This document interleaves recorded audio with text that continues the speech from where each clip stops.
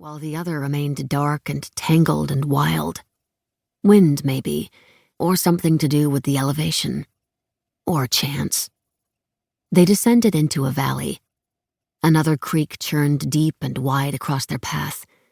They crossed without incident and climbed what should have been the last major ridge. Andy's boots slurped and squelched until a misjudged step along the crest. Loose dirt, maybe. Andy slid to the canyon's belly, stopping when his back slammed into something metal. The impact of his body slamming into two steel barrels knocked one over, and Andy heard a popping sound. He pushed himself up and slid his pack off.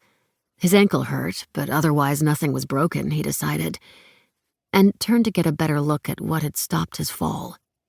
Before Elise found him, he had a good 2 minutes to stare, agape, at what had slipped out of one of the barrels. A woman's bare arm stretched out from the black hole.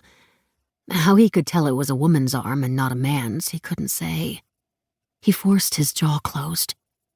"It's a mannequin, right?" he said when Elise arrived, clambering down after Andy. But she knew, right away, even if Andy didn't. Andy tried to stand, but his ankle wouldn't hold his weight. They decided he would stay with the barrels, while she went for help. Elise's figure disappeared through the woods.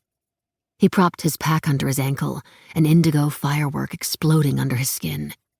Now that he had stopped moving, his sweat-soaked shirt clung to him as though someone had poured a glass of ice-cold water down his back. He settled in with his back pressed against the nearest tree. The afternoon sun rotated above the canyon, eating fistfuls of trail mix when his growling stomach demanded attention. He passed the afternoon waiting. When the sun slid behind the western ridge, another arm, or the sensation of another arm, cupped his shoulders, the way his older sister used to do to comfort him when they sat on the top step of the house they grew up in, listening to their parents fight in the kitchen. Their 4 bare, knobby knees like marbles knocking as they waited to see how it would end. Andy didn't move, afraid the arm, or whatever it was, would leave. Or worse, that whoever it belonged to would grow angry. All afternoon, the surrounding brush had scented the clearing with earthy pine. As the sun sank, florals replaced the pine. He scanned the ground. If there were flowers here, he couldn't see them. He stopped waiting for Elise to return and began fearing what would happen if she didn't. The evening air tore at his exposed skin like the blade of a serrated knife. The floral scent intensified, filling the air with noxious perfume. In the wind, Andy heard children's laughter. His attention was split between listening for laughter, telling himself it was crazy, there weren't children out here, and watching the barrel, half expecting the lifeless woman to crawl out.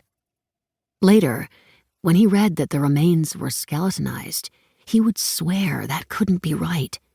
He had seen a woman's bare arm, hadn't he? 30 years later. Laura. Laura MacDonald had gotten used to being naked, but this was a bit much. For the last 10 minutes, she'd watched as Dr. Fissaro walked back and forth along the long corridor, separating 2 rows of beds in the surgical bay. His hard-soled shoes tapped the floor in rhythm with his staccato Italian as he chattered to himself. Laura had wanted to call out, "I'm right here," but didn't. Maybe he had another patient to check on. When Dr. Fissaro did find her, the anesthesia attending had been in the middle of introducing his team. He was standing with a resident and 2 surgical nurses when Dr. Fissaro entered, closing the privacy screen behind him, the metal rings screaming along the curtain rod. "Pull down your gown, please," Dr. Fissaro said. Not so much as a nod of acknowledgement to the people who would keep her alive while he cut and sewed. The anesthesia attending stood frozen in mid-sentence. Laura hesitated. Showing your breasts to one doctor was one thing. This was another. The seconds it took her to untie her gown were an eternity. While she stared at the ceiling, Dr. Fissaro scrawled dashes across her chest with a thin-tipped permanent marker, pausing to take a step back, examine his work, and make a few more. The others kept their eyes on the floor.